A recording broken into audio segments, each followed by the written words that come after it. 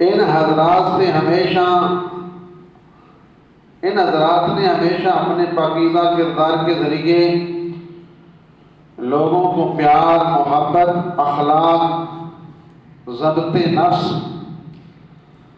اور باہمی رواداری کا پیغام دیا۔ اولیاء کرام، بزرگان دین نے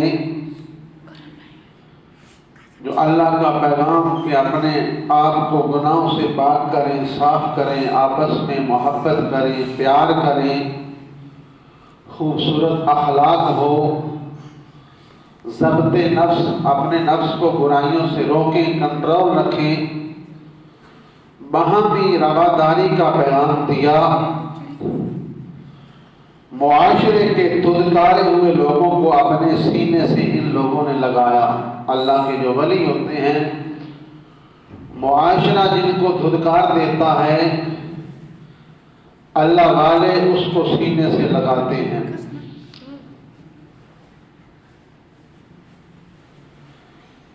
شدت اغیار کی رسید کی نفی اسلام کے پیغام کو گھر گھر اولیاء کرام نے پہنچایا۔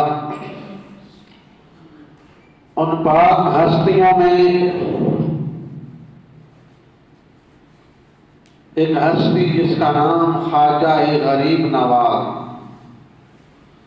خواجہ معین الدین چشتی اجمیری رحمت اللہ علیہ ہے۔ برصغیر و پاک و ہند میں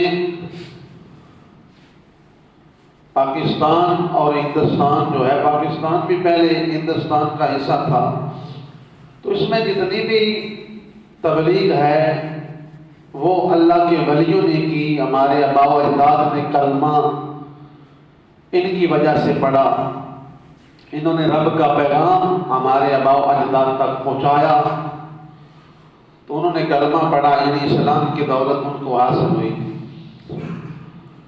تو آپ نے دعوت تبلیغ جو برصغیر میں تبلیغ کا کام کیا،